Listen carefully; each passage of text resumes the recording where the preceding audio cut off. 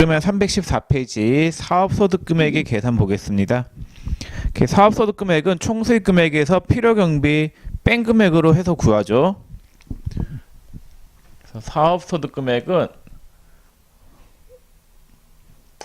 총수익금액에서 뭐를 빼냐면요, 필요경비를 빼면은 사업소득금액을 구할 수가 있어요.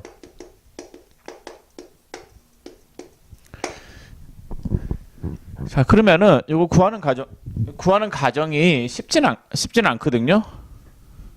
구하는 과정이 어려워요. 실무라고 하면은 총수익금액에서 필요경비를 뺀 게 아니라 회사가 계산한 단기 순이익을 가지고 세무조정을 통해서 사업소득금액을 구한단 말이에요. 제가 무슨 말인지 모르겠죠. 몰라도 돼요. 시험에서는 사업소득금액 구하는 과정이 복잡하게 나올 수가 없어요. 나오면 어떻게 하느냐? 틀리세요. 뭐 어쩔 수 없죠. 네.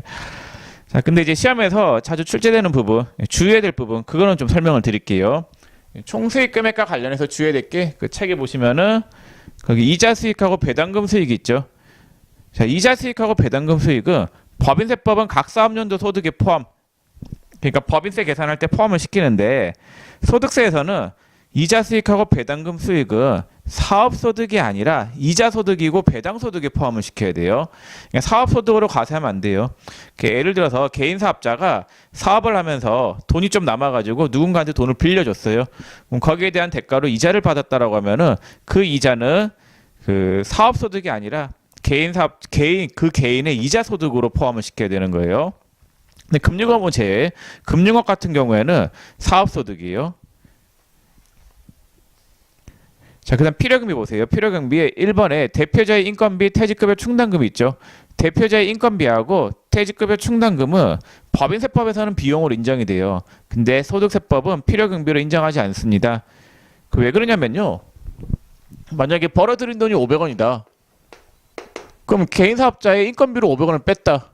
그럼 사업소득은 0이죠. 이 말이 안 되는 거예요. 개인사업자가 번 돈이, 그러니까 이 벌어들인 돈 있잖아요. 사업소득금액. 만약 개인사업자의 경비가 100원이었고 대표자 인건비를 안 떨었다라고 하면 사업소득금액 400이죠.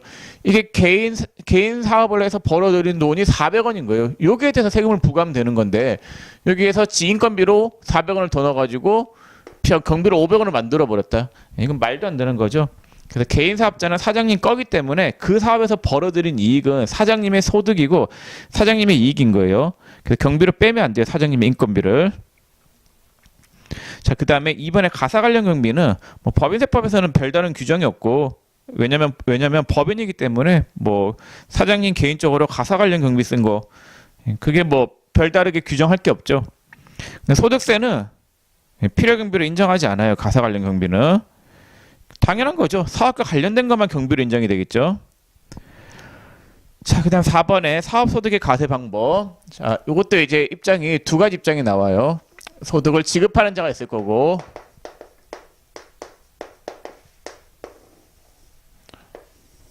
자, 그 다음에 소득을 수령하는 자가 있을 거예요. 지급자 입장이 있고 수령자 입장이 있는데, 자, 소득을 지급하는 자는 당연히 뭘 띄워줘야 되겠어요? 아니. 다시. 원칙은 원천징수를 안 해요. 사업소득은 원천징수 안 하죠. 왜냐면은 소득을 받는 자가 사업자라고 하면은 세금 계산서를 주고받으면 되는 거지, 별도로 원천징수할 필요는 없는 거예요.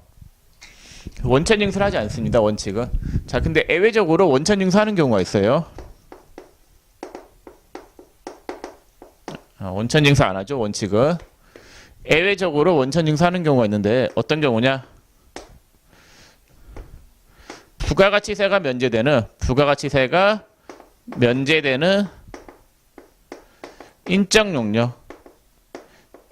용역은 다음에 세울 원천징수예요. 봉사료는 5%, 그 다음에 이외에는 3%로 원천징수한다. 외우세요. 이거는 3%짜리는 외우세요. 중요하니까.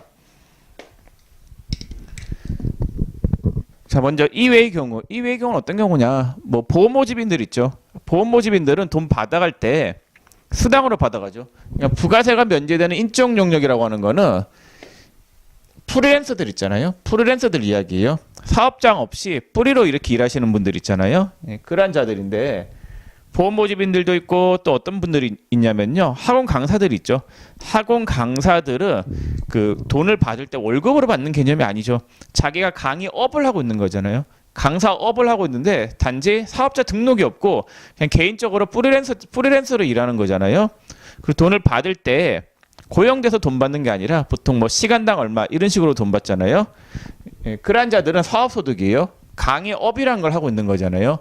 그래서 부가세가 면제되는 인적 용역 사업소득자들 있잖아요. 사업자 등록증이 없이 프리랜서로 일하는 부가세가 면제되는 인적 용역 사업소득자들은 돈을 줄 때 세금을 떼고줘야 되겠죠. 안 떼고주면은 그 사람들이 소득신고 할 것 같아요, 안 할 것 같아요? 안 한단 말이에요. 그래서 그 세금 떼고주고 띈 세금에 대해서 누구한테 돈 줬는지도 세무서에다가 알려줘야 된단 말이에요. 지급명세서도 제출이 돼야 돼요. 그래서 일반적인 경우에는 3%로 원천징수해요. 근데 봉사료, 뭐 저기 접대부 그 술집의 접대부들 같은 경우 있잖아요. 예, 그런 자들은 5% 원천징수하고 줘요. 훨씬 더 세죠. 그래서 일반적인 경우는 3%, 봉사료 같은 경우에는 5% 띄고 준다라는 거. 자, 만약 예를 들어서 학원 강사가 300만 원을 받아간다. 강사료 300을 지급한다 학원에서. 자, 그럼 세금 얼마를 떼야 되느냐? 먼저 소득세가 떼이겠죠. 소득세가 3%죠. 3%면 9만 원. 자, 소득세 3%하고 그 다음에 소득세의 10%만큼 뭐가 붙냐면요. 지방소득세가 붙어요. 예, 지방소득세가 9천 원. 그래서 3.3% 띄고 주는 거예요. 9만 9천 원을 띄고 준다라는 거. 자, 그래서 지급할 때는 이렇게 원천징수를 하고 주는 거고. 자, 그 다음에 이제 받은 자 입장에서는 어떻게 해야 되느냐? 받은 자 입장에서는 당연히 원칙. 5월 달에 뭐 해야 되냐면요. 5월에 예, 종합소득세 신고해야 되겠죠. 종소세 신고해야 돼요. 자, 근데 예외적으로 직전 연도 수익 금액이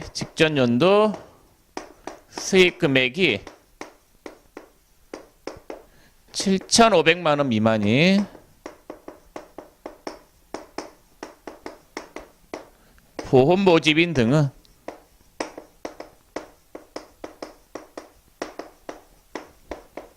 연말정산 가능하다.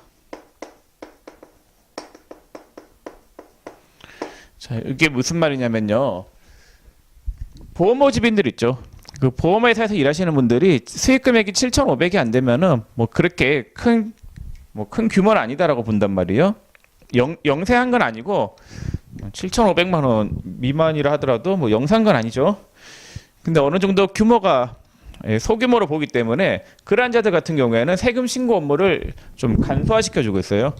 그러니까 보험 모집인들이나 학원 강사는 1월 1일부터 12월 31일까지 번 돈에 대해서 5월 달에 신고해야 돼요. 5월 달에 신고해가지고 세금 계산을 정확하게 다시 해가지고 자기가 납부한 세액 있잖아요. 기납부세액이 있으면 기납부세액 뺀 금액에 대해서 뭐 세금을 더 내거나 혹은 한금 나오거나 그런단 말이에요.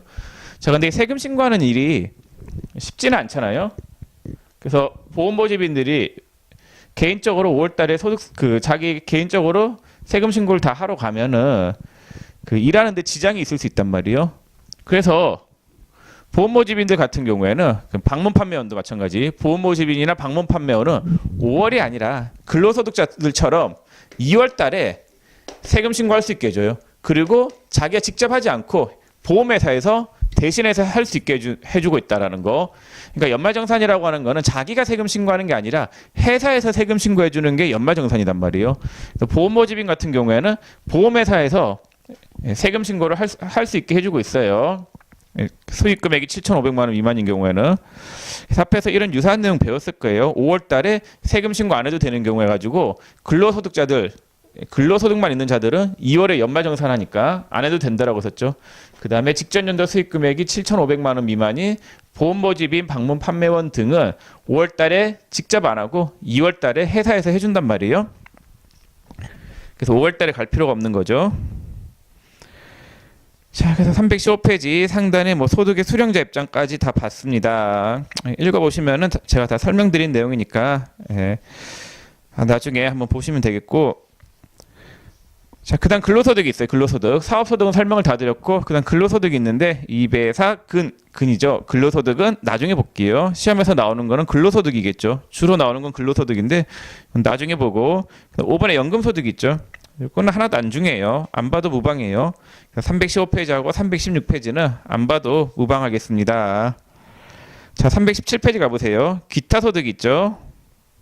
자, 기타소득 볼게요. 이거는 좀 아셔야 되는데, 자, 1번에 기타소득의 범위가 있죠. 기타소득이란 어떤 거냐. 근데 기타소득을 일단 제가 크게 네 가지로 한번 정리를 해볼게요.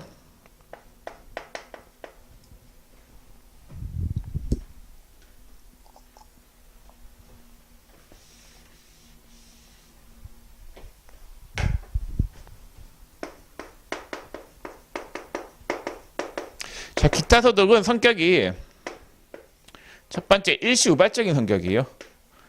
계속 반복적으로 발생하는 소득이 아니라 일시우발적 소득이다. 강의를 하는데 학원 강사들처럼 매번 이렇게 매일매일 나가가지고 그 강의를 한다. 그럼 사업소득이에요. 그 학원에 나가가지고 보통 학원에 한번 나가면 한 달짜리 강의를 맞잖아요. 한 달 동안 계속 반복적으로 강의를 하기 때문에 그러한 경우에는 사업소득이에요. 근데 이제 강의를 하는데 대학교 가가지고 강사가 일회 특강을 하고 왔다. 하루 특강 딱 한 거예요. 그거는 기타소득이 돼요. 그래서 강의료 같은 경우에 강의료가 계속 반복적이면은 사업소득, 일시우발적이면 기타소득이 되는 거예요. 만약에 강의를 하는데 그 학교 선생님들처럼 고용돼서 강의한다. 고용돼서 강의하면 근로소득이겠죠. 그래서 그 고용이 어떻게 되어 있느냐에 따라서 근로소득이 될 수도 있고 사업소득이 될 수도 있고 기타소득이 될 수 있는 거예요. 강의한 거에 대해서. 자, 그다음 두 번째. 권리의 양도나 대여, 건의 양도나 대여로 인한 거는 기타소득이에요. 무형자산 있죠. 특허권이나 그 다음에 영업권, 그러한 권리를 양도하거나 대여한 경우에는 기타소득. 작년까지는 권리자 들어가는 거는 다 권리자 들어가는 양도나 대여는 기타소득이다. 이렇게 설명하면 다 맞는데 올해는 좀 달라요. 권리 중에서 지상권하고 지역권이 빠졌어요.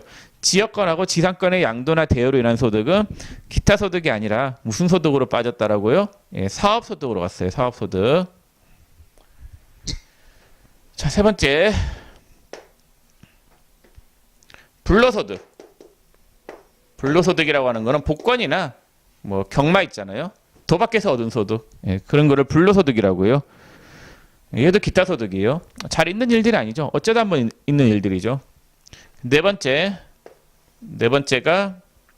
저거 뇌물.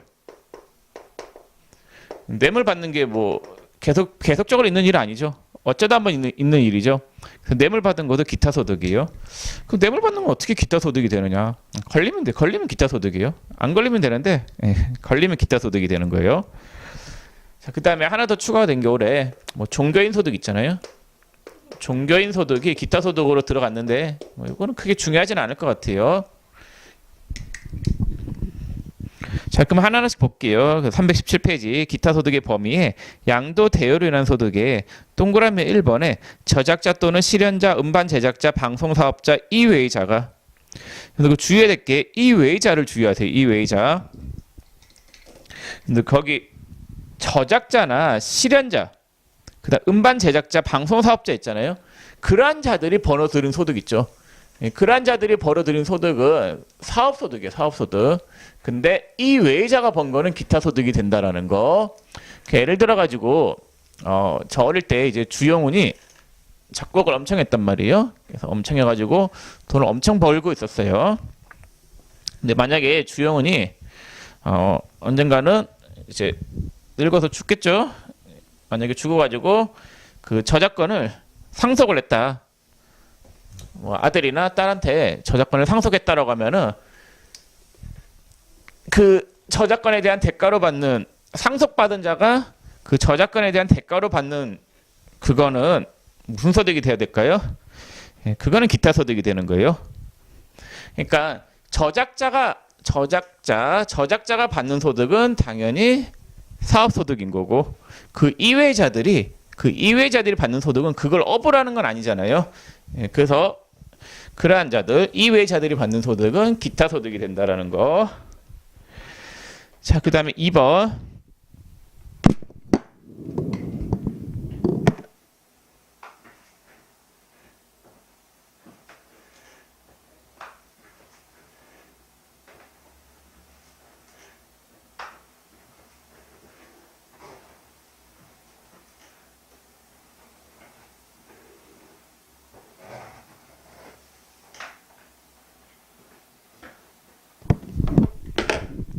자, 이번에 광업권, 어업권, 산업재산권 및 산업정보, 산업상 비밀, 상표권, 영업권 등 이와 유사한 자산이나 권리를 양도하거나 대여. 권리죠. 예, 권리를 양도하거나 대여한 거는 기타 소득이에요. 예, 이러한 권리 양도나 대여가 잘 있는 일은 아니죠. 어쩌다 한 번씩 있는 일이기 때문에 기타 소득인 거고. 3번에 물품 또는 장소를 일시적으로 대여하고 사용료로서 받는 금품. 일시적인 거잖아요. 만약 이게 계속 반복적이면 사업소득인데 일시적으로 대여하는 거는 기타 소득. 자, 4번에 개정된 건데 공익사업과 관련된 지역권, 지상권의 설정 대여 소득은 기타 소득이에요. 공익사업과 관련 없는 거는 사업소득이었죠. 자, 그 다음에 2번에 일시적 인적 용역의 제공 대가. 일시적. 동그라미 1번에 고용관계 없이 다수인에게 강연하고 받는 강연료 등. 이게 시험에 제일 많이 나오죠. 강연료가 일시적인 거다. 뭐 특강료 같은 거 있잖아요. 예, 그거는 기타 소득이 된다라는 거. 2번에 라디오, 텔레비전 방송 등을 통해 해설, 개몽, 연기 심사 등을 하고 받는 보수 등. 연기 심사 같은 거 있잖아요. 심사위원들. 심사위원들이 만약에 계속 반복적으로 심사를 한다. 옛날에 슈퍼스타 K에 나오는 이승철 같은 경우에는 사업소득이겠죠. 걔는. 왜냐면은 심사를 매달 하고 앉아. 매달 하죠. 매달. 그런 경우에는 사업소득인데 만약에 심사위원으로 딱 한 번 참여해가지고 한 번이나 혹은 두 번 그 정도 참여해가지고 대가를 받았다. 그거는 기타 소득이 되는 거예요.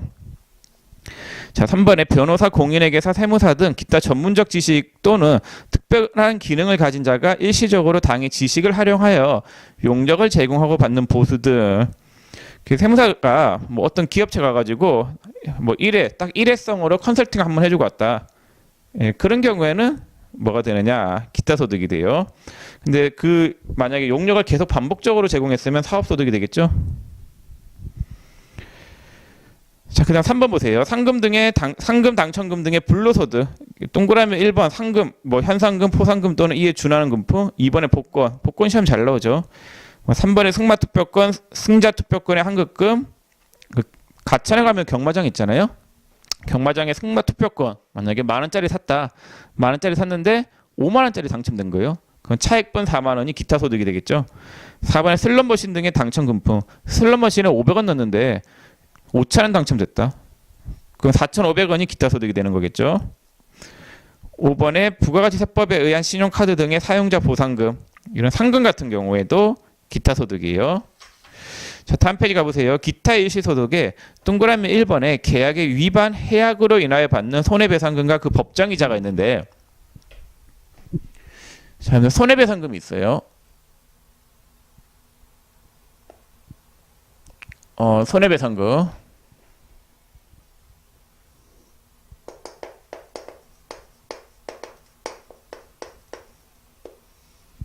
그 다음에 법정이자가 있다라고 했을 때, 자, 두 가지로 나눠져요. 계약의 위반으로 인한 거 있고,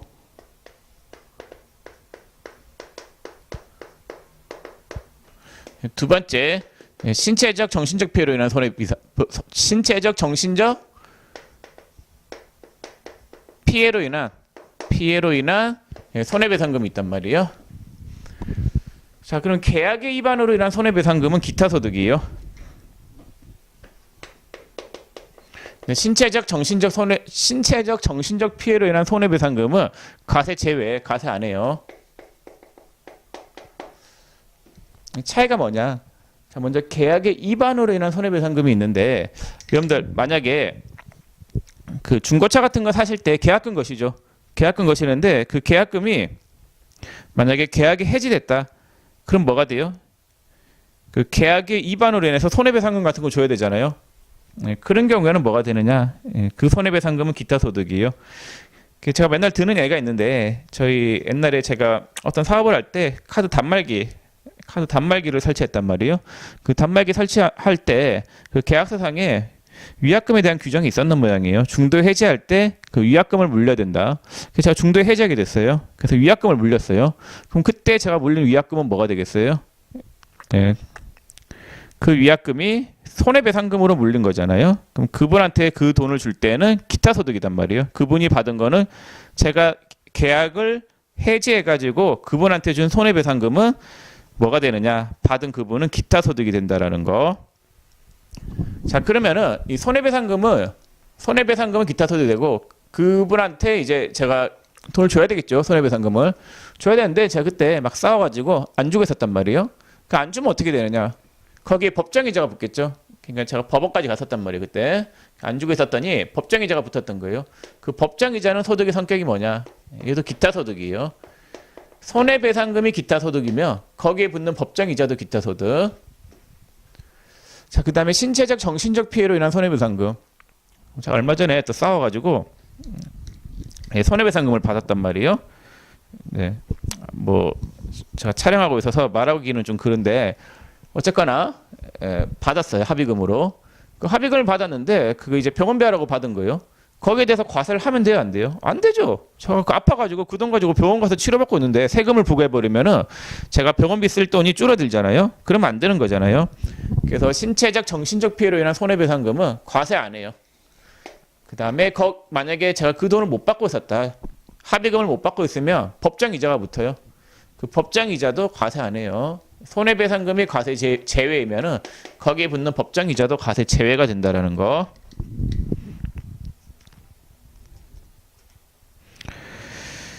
자, 됐고 그 다음에 동그라미 2번 뇌물 알선수재 배임수재. 네, 알선수재는 뭐 알선하고 받는 금품, 배임수재는 배임이 등배자고 이미 임무인데 임무를 등지고 있었다. 눈 감아주고 받는 금품 있잖아요. 그게 배임수재예요. 다 뇌물 같은 거죠. 이런 거는 걸리면 다 기타 소득이에요. 자, 그냥 동그라미 3번은 됐어요. 그냥 동그라미 4번에 서하고 골동품이 있는데 골동품 양도하고 받는 소득은 기타 소득이에요. 근데 참고로 시험에서 만약에 골동품 가게를 한다. 골동품 가게를 하는 자가 골동품을 팔고 받는 소득은 기타 소득이다. 그건 틀렸어요. 골동품 판매업자가 파는 골동품은 사업소득이에요. 업을 하는 거잖아요. 계속 반복적으로 골동품을 팔잖아요. 근데 저같이 골동품을 판매하는 자가 아닌 사람이 집에서 내려오는 가보가 있었어요. 그거를 판매하고 돈을 받았다. 그건 기타 소득인 거예요. 저는 그걸 업을 하는 게 아니라 어쩌다 한 번씩 집에 어쩌다 한 번, 평생 한 번 정도 파는 거, 그런 경우 있잖아요. 그런 거가 기타 소득이 된다라는 거. 자, 5번에 종교 관련 종사자로서의 활동과 관련하여 종교단체로부터 받은 소득. 올해 들어온 내용인데 종교인들은 기타 소득으로 과세가 돼요. 당연한 거죠. 과세했었어야 되는데 진작에 했었어야 되는데 올해부터 종교인들 기타 소득으로 과세하고 있습니다. 자, 그 다음에 밑에 비과세 기타 소득 있죠. 됐어요. 몰라도 돼요. 자, 그 다음 하단에 이번에 과세 최저한이 있죠. 딴 건 됐고 그 동그라미 3번 보세요. 그 밖에 기타 소득 금액이 있는데 건별로 기타 소득 금액이 5만 원 이하인 경우가 있는데 이거는 여러분들이 이렇게 외우면 돼요. 복권에 당첨되잖아요. 그럼 5만 원까지는 세금이 안 나와요. 5만 원 넘어가야지 세금이 나온단 말이에요. 그렇게 좀 외워보세요. 과세 최저한이라고 하는 거는 세금을 부과하지 않는 최저한의 금액을 이야기해요. 복권 같은 경우에는 5만 원까지는 세금이 안 나온단 말이에요. 5만 원 넘어가는 금액에 대해서만 세금이 나온다. 복권이 기타 소득이잖아요. 그렇게 외우시면 될 것 같습니다. 자, 그다음 3번에 기타 소득 금액의 계산이 있는데 이거는 중요해요. 좀 알아두세요. 자, 기타 소득 금액은 어떻게 구하느냐? 기타 소득 금액은 총수익 금액에서 뭘 뺀 금액으로 하냐면요. 필요 경비를 뺀 금액으로 해서 구하죠. 총수익 금액에서 필요 경비를 빼요. 자, 그러면은 이 필요 경비가 얼마가 되느냐? 올해 개정이 됐는데 그 책 보세요. 책의 9분의 동그라미 1번에 공익법인이 주무관청의 승인을 얻어 시상하는 상금과 부상. 동그라미 2번에 주택 입주 지체 상금이 있는데 그때는 필요 경비가 80%래요. 그건 됐어요. 그럼 외우지 마시고 제가 이렇게 정리를 해볼게. 자, 아까 기타 소득의 범위가 크게 4가지가 있다고 했었지. 처음에 할 때 일시 우발적인 소득이 있다고 했어요. 자, 두 번째 어떤 게 있었냐면요. 권리의 양도나 대여가 있었죠. 예, 건의 양도나 대여. 자, 그 다음에 또 뭐가 있었어요? 그 다음에 불로소득이 있었지. 복권 같은 거.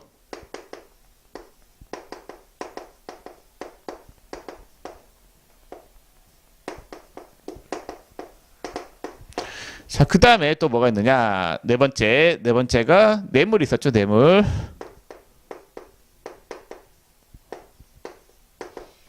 자, 이런 게 있어요. 이 네 가지가 크게 기타 소득이라고 했었죠.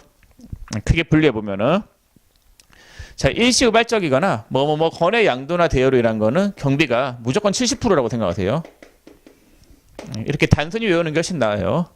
그 다음에 불로소득 있죠. 복권 같은 거. 얘는 실제 지출된 비용의 경비다. 실제 지출된 비용.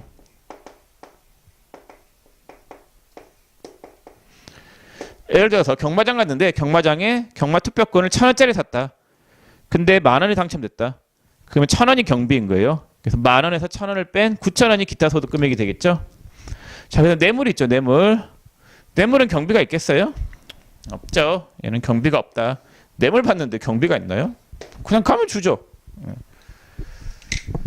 자, 기타 소득 금액을 구할 때 경비는 이렇게 알고 계시면 될 것 같아요. 그래서 이게 작년까지 경비가 요거는 80%였는데 올해 개정돼서 70%. 그다음 내년부터는 2019년부터는 60% 줄여가요. 기타 소득이 경비를 너무 많이 80% 너무 많이 해준다라는 경향이 있었기 때문에 올해 줄였어요. 70% 줄였고 내년부터는 60%. 319페이지 가운데 펴보면은 그런 내용이 나와 있죠.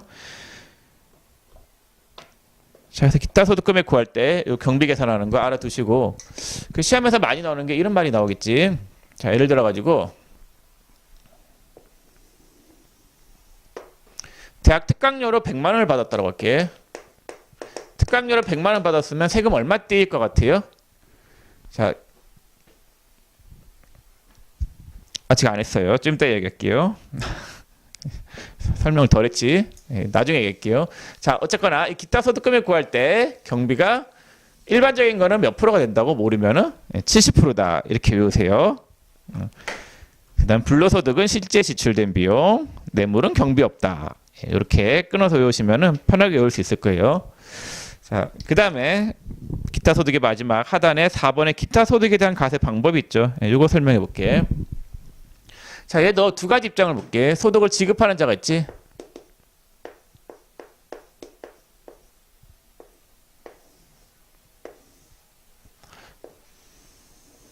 자, 그 다음에 소득을 수령하는 자가 있겠지.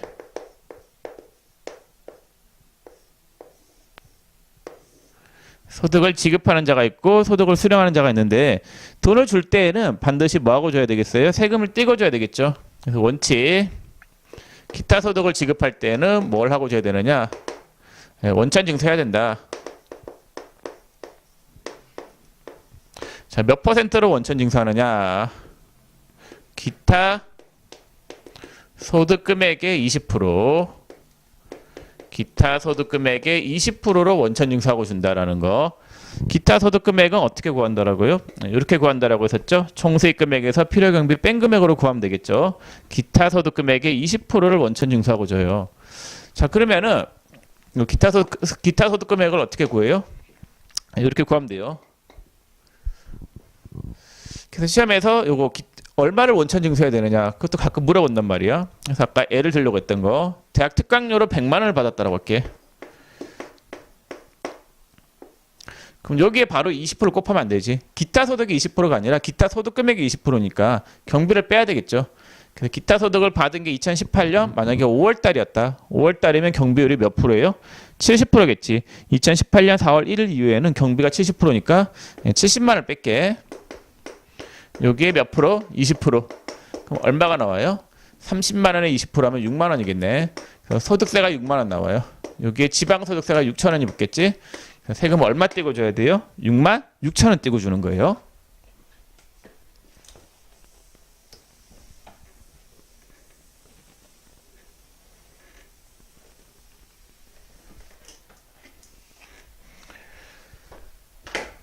자, 그 다음에 이제 예외가 있어요.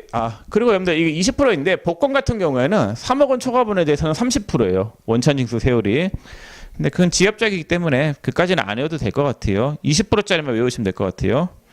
자, 그다음 교재 319페이지이고 319페이지 하단 좀 더 설명해 볼게요. 자, 원칙은 원천징수 해야 되겠고, 그다음 예외적으로 원천징수 하지 않는 경우가 있어요. 자, 첫 번째 뇌물 등. 자, 근데 뇌물이나 알선수재, 배임수재 있잖아요. 얘들은 줄 때 원천징수를 하고 주는 게 말이 돼요, 안 돼요? 막 공무원한테 가가지고 이렇게 이야기하는 거예요. 제가 당신한테 지금 뇌물을 드리는데 제가 세금 신고를 해야 돼가지고 원천징수를 하고 드리겠다. 당신이 받는 뇌물은 기타 소득이기 때문에 기타 소득 금액의 20%, 뇌물은 경비가 없으니까 지급액의 20%만큼 원천징수를 하고 드리겠습니다.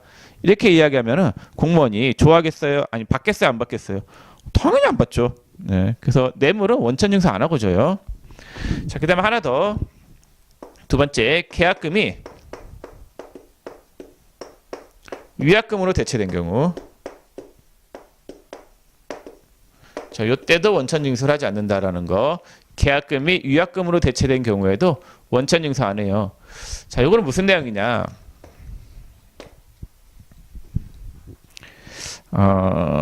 그렇게 시험에 잘 나오는 주제는 아닌데 이 내용은 요거는 시험에 그렇게 잘 나오는 건 아닌데 일단 설명을 드려볼게요. 자, 여러분들 만약에 여러분들이 중고차를 사요. 중고차를 사는데 중고차 매매상한테 여러분들 사업장에서 중고차를 사는데 중고차 매매상한테 계약금으로 50만 원을 줬어요. 자, 매매상한테 계약금을 50만 원 줬어요. 이거는 차값이라 생각하고 준 거죠. 계약금으로. 나중에 차를 받을 거 아니에요? 사업자가 있고 중고차 판매상이 있어요.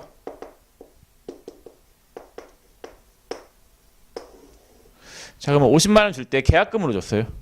자, 근데 이거는 차값으로 준 거예요. 차를 받아야 되잖아. 자, 근데 계약이 파기됐어요.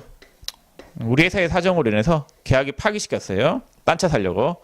그럼 중고차 판매상이 50만 원을 돌려줘요? 아니면 자기가 먹어요? 자기가 먹어야 되겠죠. 계약을 위배한 거니까. 그럼 계약의 위반으로 인한 손해배상금으로 바꾼 거죠.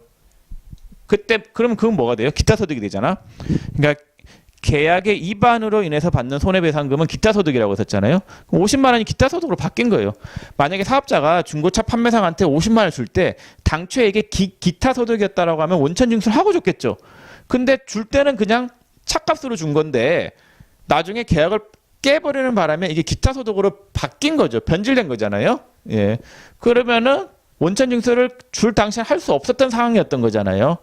예. 그러면은 어떻게 해야 될까요? 이 경우에는 원천징수를 할 수 없는 상황이잖아요. 예.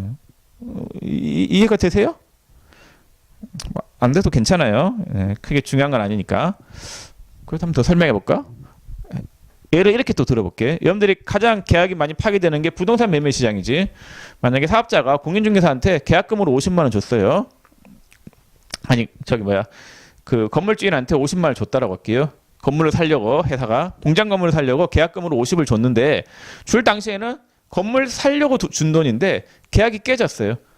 계약이 깨졌으면 어떻게 되겠어요? 그 50만 원이 뭘로 대체가 된 거예요? 위약금으로 대체가 된 거죠. 기타 소득으로 바뀐 거죠. 줄 당시에는 원천징수를 할 상황이 아니었던 거잖아요. 예. 자, 그렇습니다. 그래서 기타 소득에서 원천징수하지 않는 거는 딱 이 두 가지만 있다. 다른 거는 다 원천징수해야 되는 거예요. 그래서 시험에서 이런 문제가 잘 나와요. 다음 중 원천징수하지 않는 소득은 딱 세 가지가 있어요. 개인한테 지급할 때 원천징수하지 않는 소득은 딱 세 가지가 있는데 사업소득, 그다음 기타 소득. 사업소득은 원천징수 안 한다라고 했었죠. 왜냐하면 세금계산서를 주고받기 때문에 부가세가 면제되는 인적용역 사업소득자들을 빼고는 다 원천징수 안 해요. 그다음 기타 소득 중에서는 이 두 가지 뇌물하고 계약금이 위약금으로 대체된 경우. 근데 그 몇 페이지 잠깐 보시냐면요. 자, 306페이지 보세요. 305페이지. 자, 305페이지 8번 문제 볼게요. 소득세법상 305페이지 8번. 소득세법상 원천징수 대상 기타 소득에 해당하지 않는 것은 1번의 사례금, 예, 사례금 해야 돼요. 배운 거 빼고는 다 한다고 생각하세요. 존속 계약금 이것도 해야 돼요. 3번에 알선 수재 및 배임 수재에 의하여 받는 금품 할 수가 없죠. 요 경우 답은 3번이 되겠고 306페이지 가보세요. 상단 10번 다음 중 소득세법상 원천징수 대상 소득인 것은 원천징수 대상 소득이 아닌 것 3개를 외우라고 썼죠. 그럼 1번에 알선 수재 배임 수재에 의하여 지급받는 300만 원 상당의 금품 이거 안 하죠. 이 경우잖아요. 그 다음에 2번 부동산 임대업자가 임차인으로부터 받는 월 200만 원 임대료 사업소득이죠. 사업자가 있는 사업소득자들은 세금 계산서 주고받거나 뭐 다른 방법 영수증 처리하면 영수증을 주고받거나 그래야 되잖아요. 그래서 2번도 안 해도 되고 3번에 해야 돼요. 일용근로자 일용직은 원천징수해요. 나중에 얼마만큼 세금 떼는지는 나중에 볼게요. 4번에 3억 원 상당의 뇌물은 원천징수 안 한다라고 썼죠. 그래서 시험에서 의심하지 마세요. 뭐 사례금인데 실생활에서 사례금 주면서 원천징수한다 그런 걸 옆에 본 적이 없잖아요. 근데 원래 회사라고 하면은 사례금 줄 때 원천징수 세금 떼고 줘요. 그래서 원천징수 하지 않는 거는 딱 3가지밖에 없다. 사업소득, 그 다음에 뇌물, 그 다음 계약금이 위약금으로 대체된 경우 그리고 빼고는 다 원천징수 해야 된다라는 거. 자, 그 다음에 320페이지 가볼게요.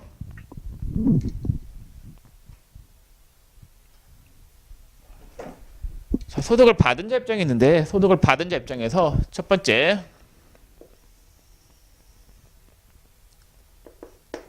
무조건 분리과세가 있지. 이거 중요해요. 시험에 제일 많이 나오는 거지.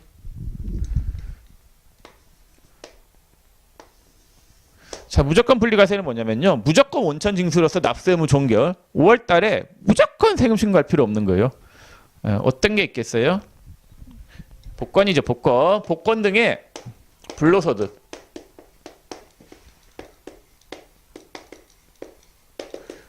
복권이나 경마장 그런 경우 꼭 외워두세요. 시험에 잘 나오니까. 그래서 복권은 무조건 분리과세다. 그래서 시험에서 잘 나오는 분리과세 3가지. 첫 번째 복권, 그 다음에 두 번째 일용직, 세 번째 금융소득 합계가 2천만 원 이하. 네, 요 3가지가 분리과세 잘 나오는 거예요. 요 3가지만 외워도 시험에서 다 해결돼요. 진짜 거짓말 안 하고. 복권, 일용직, 금융소득 합계가 2천만 원 이하. 이것만 외우세요. 자, 두 번째 무조건 종합과세. 무조건 종합과세는 무조건 5월 달에 세금 신고하러 가야 되는 경우예요. 이 경우겠죠. 줄 때, 그러니까 기타 소득을 받을 때, 기타 소득에 해당하는 소득을 받을 때 원천징수가 안 됐어요. 세금에 이미 안 띈 상태잖아요. 세금을 한 번도 낸 적이 없기 때문에 무조건 5월 달에 세금 신고하러 가야 돼요. 그래서 뇌물하고 계약금이 위약금으로 대체된 경우는 원천징수가 안 되어 있기 때문에 무조건 5월 달에 세금 신고하러 가야 되는 거예요. 별로 안 중요해요. 자, 세 번째 선택적 분리과세. 이것도 참 어려운 내용인데 시험에 잘 나오는 건 아니에요. 자, 이거는 기타 소득 금액의 합계가 기타 소득 금액의 합계액이 기타 소득 금액의 합계액이 300만 원 이하다. 자, 300만 원 이하이면은 분리과세 선택이 가능해요. 좀 잘리네.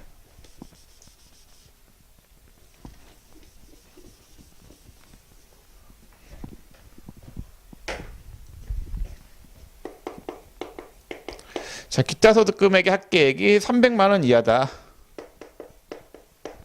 그러면은 분리과세 선택이 가능하다라는 거. 그러니까 원천징수로서 납세 의무 종결이 가능해요. 이게 무슨 말이냐면요.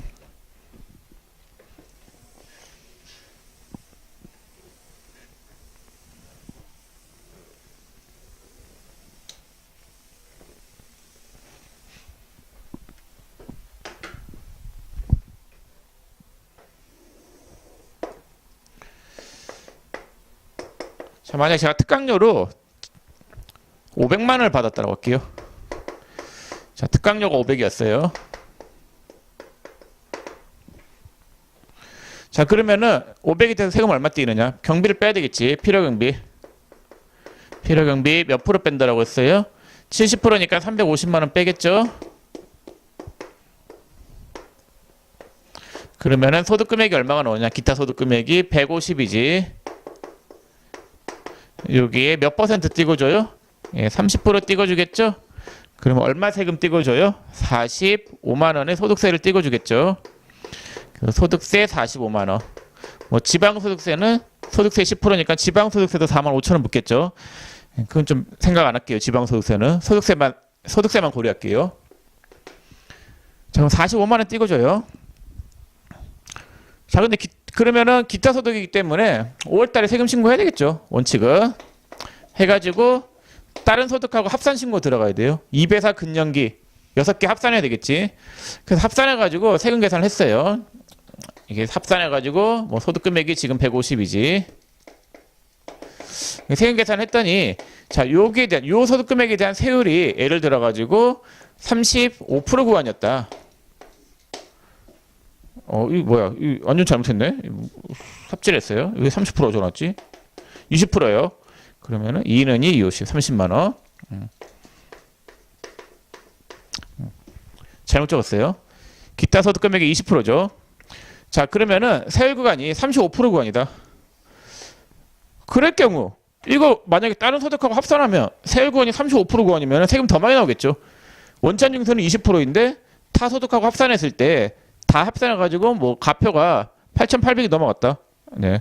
그러면은 세율 구간이 35% 구간이니까 더 불리하잖아요. 이런 경우에는 그냥 20%낸 세금, 20% 30만 원이잖아요. 그걸로 모든 납세 의무 종결시킬 수 있게 해줘요.